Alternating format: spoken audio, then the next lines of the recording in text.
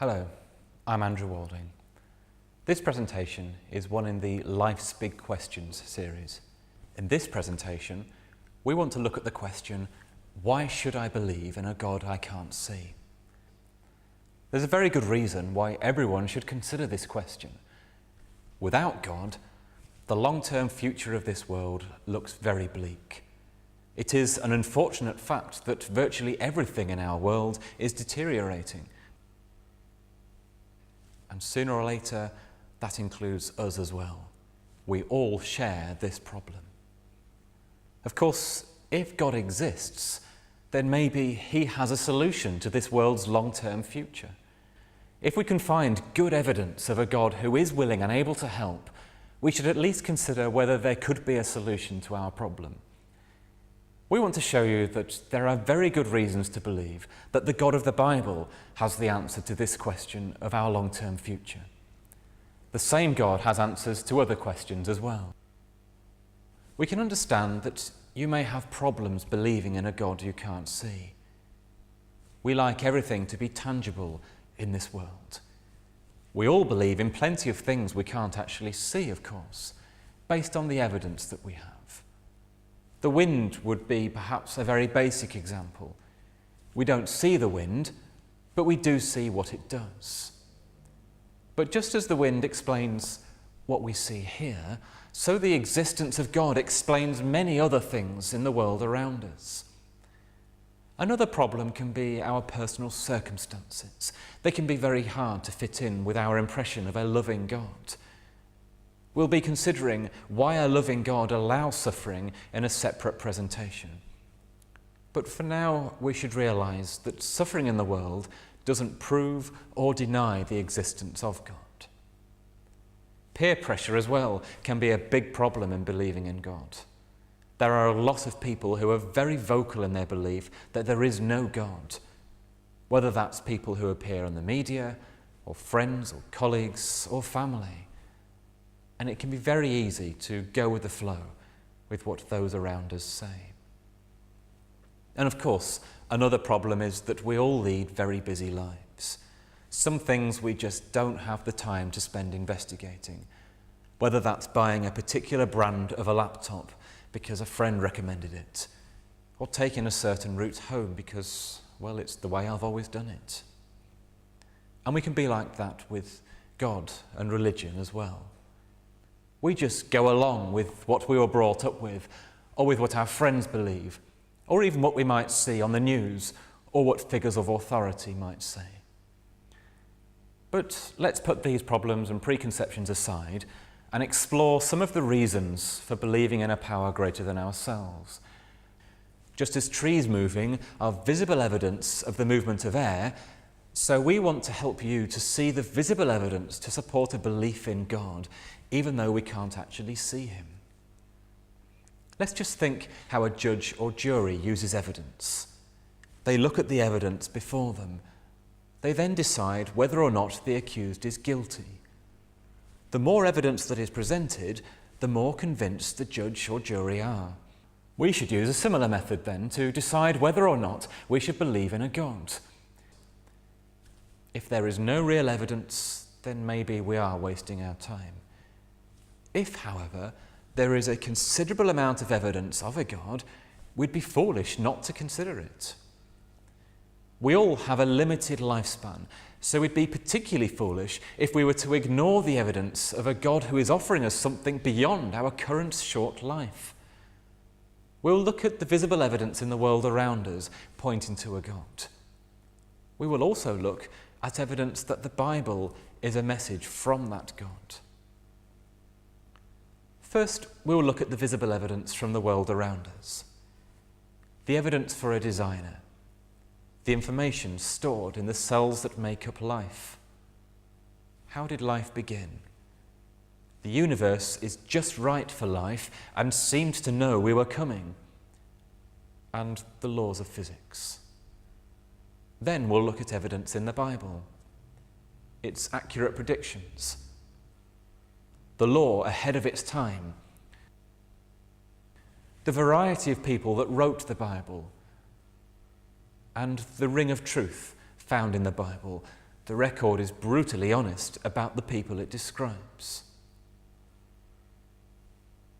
The first type of evidence we want to look at is evidence for a designer. We need to consider how we can detect design as opposed to random chance. If we came across a sequence of letters, such as this, we would say that they're random. There's no thought or design evident in that. If, however, we see letters that spell out a sentence, we can see that somebody has thought about this. There's evidence of a design and a designer behind this. And the same applies to the world around us. The carved heads of the American presidents on Mount Rushmore clearly show more evidence of design than the eroded rocks on the right, however beautiful they might be.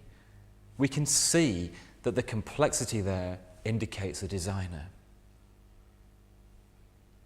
If we'd never seen a mobile phone and we were given one, we would probably look at it and notice how complicated it looked.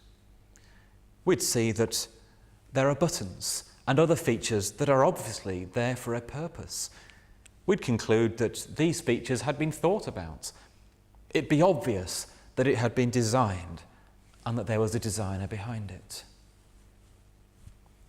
Well, scientists have discovered that there is far more complexity in the natural world than in a mobile phone. One example of this is that of how honeybees fly. Recent research has revealed some of the complex mechanisms that bees have. Their wing movements are very precisely controlled to enable them to fly. Bees are able to hover, move forwards, and turn. They use their wings to control these movements. As the bees' wings move down, they also move forwards. As the wings move upwards, they move backwards. Here we see a pictorial sequence of this cycle. We can see that the wings move from pointing up and backwards to pointing down and forwards. The bee is also able to rotate its wings. The bee's wings rotate between the up and down wing strokes that we've just looked at.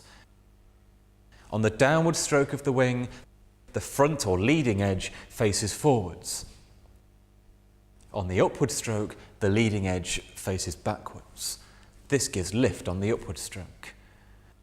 So we can see that the wing flips through about 120 degrees at the end of each stroke. The bee performs these precise wing movements at a staggering 200 times a second. Slight variations in the actual angles of the wings determine whether the bee hovers, moves forwards, or turns. But this is only a small part of what must be in place before a bee can fly. Bees have control systems every bit as complex as those of modern combat aircraft, which take years to design. Bees, like combat aircraft, must have all of these systems in place before they can fly. You'll find out how to obtain more information on these complex systems that enable bees to fly in the booklet accompanying the DVD. So our brief look at the honeybee tells us that all of its complex flight systems must be complete and fully functional before it can fly. This leads us to conclude that bees must have been designed and created fully functional by an intelligence greater than ours. We now want to think about the implications of the information stored in life. There is an incredible amount of information stored in each and every cell in our bodies. Information is needed to control energy production, waste disposal, chemical storage, and processing. This information is stored in our DNA, and here we see its structure.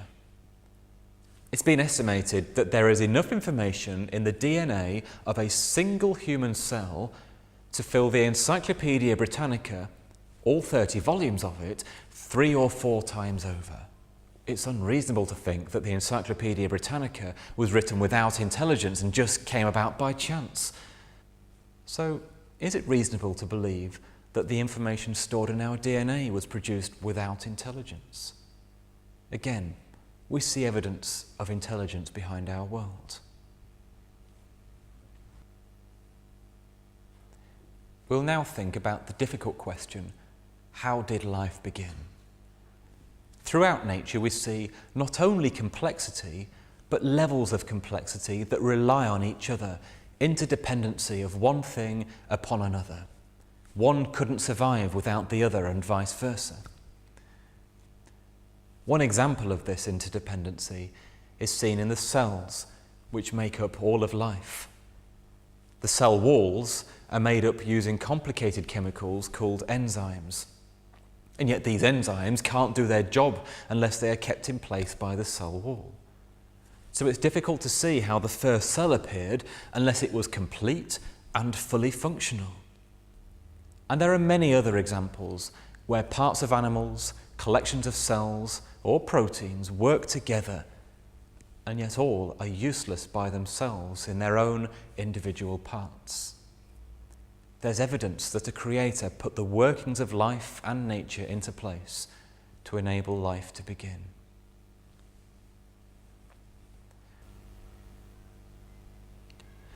Next, we consider the fact that our universe seemed to know that we were coming. A well-known writer, Professor Paul Davies, wrote this in his book, The Goldilocks Enigma. If almost any of the basic features of the universe, from the properties of atoms to the distribution of the galaxies, were different, life would very probably be impossible. A bio-friendly universe looks like a fix or a put-up job, to use the pithy description of the late British cosmologist Fred Hoyle. It appeared to Hoyle as if a super-intellect had been monkeying with the laws of physics. He was right in his impression. Like the porridge in the tale of Goldilocks and the Three Bears, the universe seems to be just right for life in many intriguing ways. No scientific explanation for the universe can be deemed complete unless it accounts for this appearance of judicious design. If we look at our Earth, we find that there are a large number of features about it that are just right to support life. These critical things include the distance from the Sun, the stability of the Sun, the size of the Sun and the Earth, the angle of the axis tilt of the Earth, the speed of its rotation, the proportion of land and sea on the Earth, and the composition of the atmosphere. It looks as though the universe and our Earth have been arranged to support life. Yet again, it seems there is some kind of intelligence behind our world.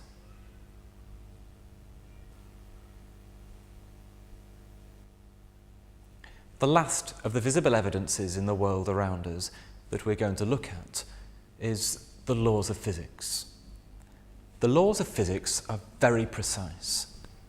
The pendulum on a clock depends on the law that states that a pendulum of a particular length always takes exactly the same time to swing from one side to the other.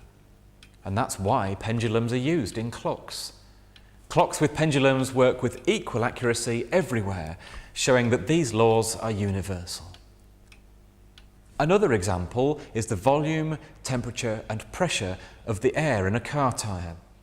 When the temperature goes down by a certain amount, the pressure will always go down by an exact related amount. Whenever we go in a motor vehicle, we rely on this law being constant. We'd be in serious trouble if this law wasn't constant and universal. Our modern world has developed the way it has because we understand and respect these laws. If these laws weren't constant, we could do a lot of research and develop something, only then to find that the basic rules had changed. The existence of these exact laws implies a lawgiver. It also seems that these laws have been formulated so that life can be supported. So we have seen several visible lines of evidence in the world around us of a God we can't see. This visible evidence from the world around us is not the only evidence of an invisible God. There is a lot of evidence that the Bible is a message from that God. I'll now hand over to Tick Morgan in our conference room, who'll look at some of that evidence. Thank you. As Andrew has said, we now want to look at the evidence that the Bible is a message from a God we can't see. We'll take a brief look at the evidence now so that we can see how many different types there are. The many accurate predictions in the Bible form one of the main evidences of an invisible God. We can sometimes make predictions based on what we've seen in the past. Weather forecasters, market researchers, sales forecasters, they all try to predict what will happen. It has to be said, with varying degrees of success. Over 2,000 years ago, the God of the Bible made many accurate predictions about various cities and nations.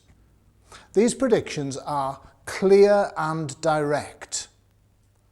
They're known to have been written before the event. They were written by people who had no influence to make them come true. And they were fulfilled by people who were not aware they were doing so. The Old Testament prophet Daniel gives us a fascinating prediction presenting a bird's eye view based on history from 600 years before Christ down to the present day and beyond. Daniel lived under the shadow of superpower Babylon. He predicted that after Babylon there would be 3 more superpowers, each overthrowing the previous one. These superpowers can easily be identified as Medo-Persia, Greece, and Rome. You might have expected Daniel to predict that Rome would be overthrown by another, but he didn't. He would have been wrong if he had.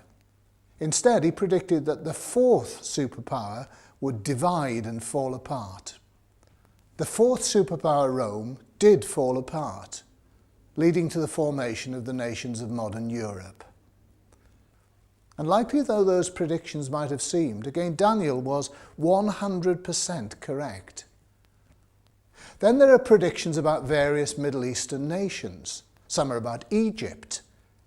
They accurately predicted various distinctive aspects of Egypt's long history, like their long period of being ruled by ruthless foreigners. There are also predictions about Egypt's neighbours, the Jews. These predictions said that the Jews would be generally disliked, that they would be scattered all around the world, and that their history would be unlike that of any other nation. Finally, there are also distinctive predictions about other nations and cities in the Middle East. Again, the predictions are clear and different for every city and nation. The Bible prophets remarkably chose the right prediction for each situation. We look at these remarkable predictions in more detail in the Accurate Predictions presentations. When we think about it, these predictions are very powerful evidence of an invisible power that is greater than ourselves. Politicians would love to know what's going to happen in the world next week. But the Bible prophets made many accurate predictions hundreds of years in advance. Another significant evidence of an invisible God from the Bible is that it contains a law ahead of its time. The Bible detailed scientifically advanced community health practice and a morally advanced civil law that were thousands of years ahead of their time. We know something of the community health practice of the nations surrounding the Israelites from such documents as the Ebers Papyrus. This is the best record of ancient Egyptian medicine known. Some of the recommendations make sense to us today, but many, it has to be said, seem ridiculous in the light of modern scientific knowledge. The droppings in urine of a number of animals were prescribed, for example, for some medical conditions. The big difference with the law given to the early Israelites is that all of its community health recommendations make very good sense. It wasn't until the 19th century that most European countries discovered and adopted ideas found in this 3,000-year-old law. If we'd only taken the Bible's advice on sewage disposal and hygiene earlier, many lives would have been saved. In fact, in some respects, we're not yet caught up with this remarkable law. For example, this law said that every 50 years, the land should go back to its original owners.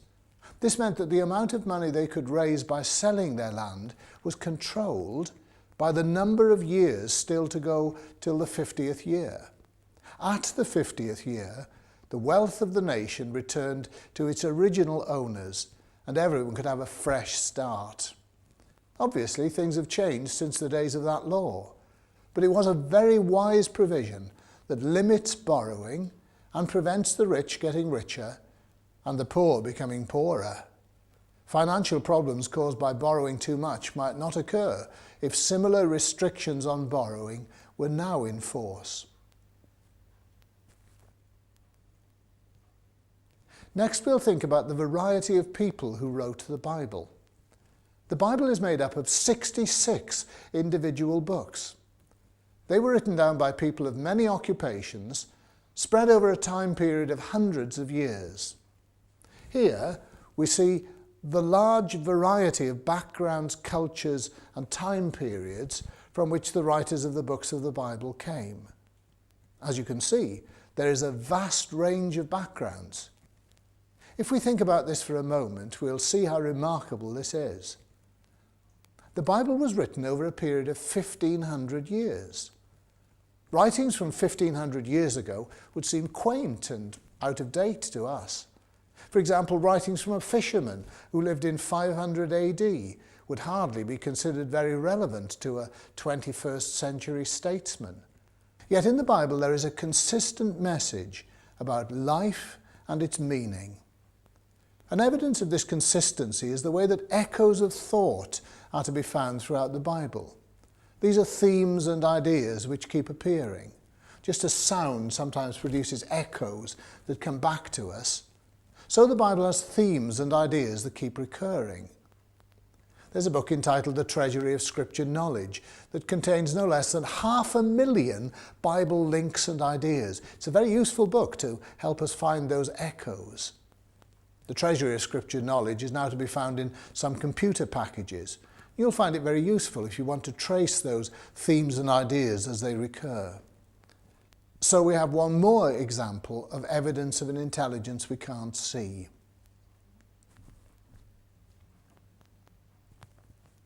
The final aspect of the Bible to consider is the ring of truth that is found in it. The Bible is unique among the world's history books.